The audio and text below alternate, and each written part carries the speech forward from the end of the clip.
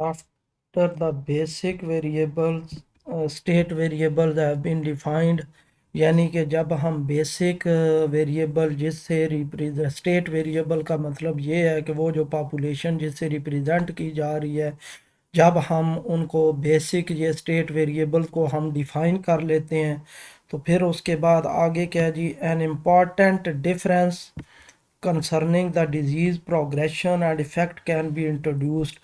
तो जो एक इम्पॉर्टेंट डिफरेंस है जो डिजीज़ किस तरह फैल रही है जी, किस तरह प्रोग्रेस कर रही है उसके बारे में, और उसका जो असर है वो इंट्रोड्यूस करवाया जा सकता है। अब वो असर क्या है और वो किस तरह फैल रही है वो हम देखते हैं। ये लिखा हुआ है जी, क्या specifically a basic distinction should be made between diseases that impart immunity and those that do not. यानी कि ख़ास तौर पे ये हम पहले तो ये डिस्टिंक्शन करते हैं, यानी ये फ़र्क करते हैं कि आया कि ये जो डिजीज़ है ये एक दफ़ा जब एक बंदा जो बीमार बंदा है वो रिकवर हो जाता है तो उसके बाद दोबारा वो उसको बीमारी वो लग सकती है कि नहीं लग सकती। अ, ये चेक करते हैं कि एक दफ़ा बीमार होने के बाद वो दोबारा भी बीमार हो सकता है कि नहीं बीमार हो सकता। तो उसके लिए क्या है, the first case leads to the so called SIR type model, यानी फर्स्ट केस में जहाँ पे हम ये अज्यूम कर रहे हैं कि एक बंदा जो बीमार होता है उसके बाद दोबारा उसको बीमारी नहीं लग सकती, तो उसके लिए हम SIR टाइप मॉडल जो है वो बनाते होते हैं। और सेकंड केस जिसमें हम एक दफ़ा बंदा बीमार हो और उसके बाद रिकवर हो के दोबारा उसके कुछ अर्से बाद बीमार हो जाए तो उसमें हम SIS टाइप मॉडल बनाते हैं कि रिकवरी के बाद वो दोबारा ससेप्टेबल क्लास में चले जाते हैं। द टू टाइप्स, अब देखेंगे, the two types refer to the typical progression from susceptible to infective and then to recovered. दोनों टाइप्स में जो प्रोग्रेशन है वो ससेप्टेबल से पहले इन्फेक्टिव में जाते हैं, फिर इन्फेक्टिव से रिकवर हो जाते हैं, यानी ससेप्टेबल से फिर बीमार होते हैं और बीमार होने के बाद कुछ अरसे के बाद ट्रीटमेंट लेके वो रिकवर हो जाते हैं। But in the farmer case recovered individual become removed in the farmer, लेकिन पहले केस में जिसमें ये SIR टाइप मॉडल है उसमें जब रिकवर हो जाती है इंडिविजुअल तो वो रिमूव हो जाते हैं, यानी वो रिमूव होने का मतलब ये है वो ख़त्म हो जाते हैं, दोबारा उनके वजह ना उनको बीमारी लग सकती है ना वो बीमारी वो फैला सकते हैं।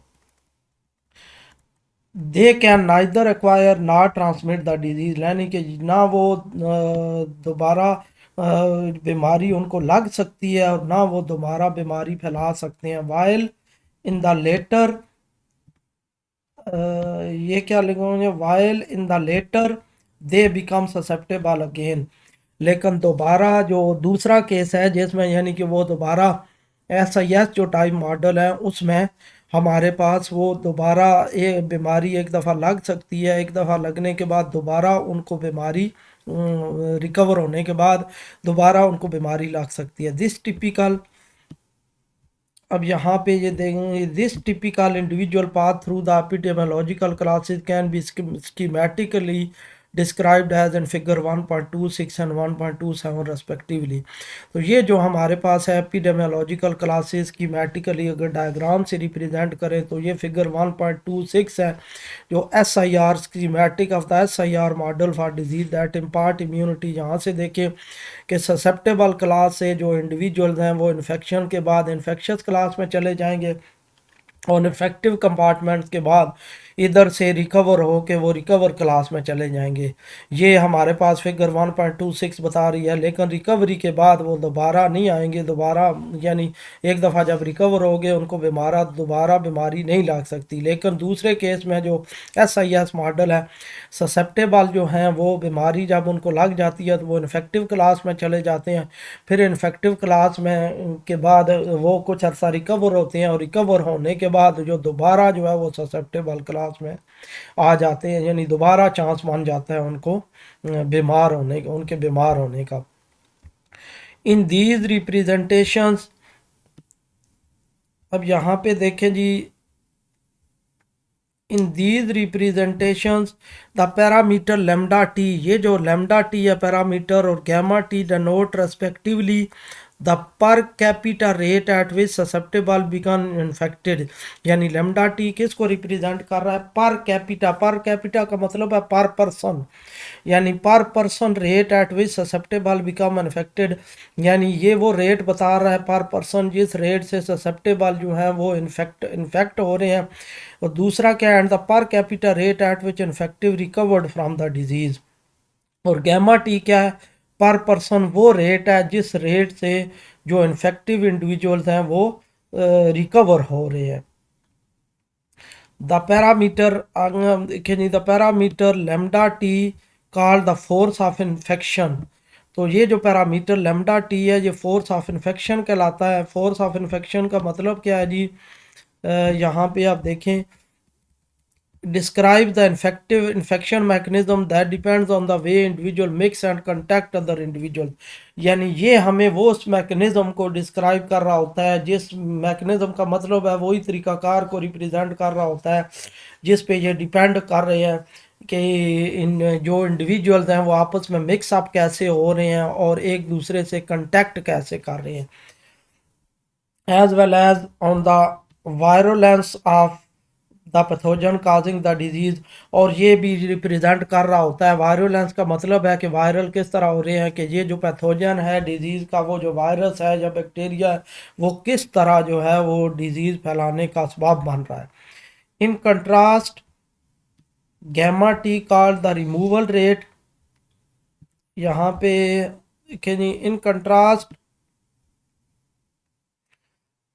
इन contrast the parameter gamma T called the removal rate.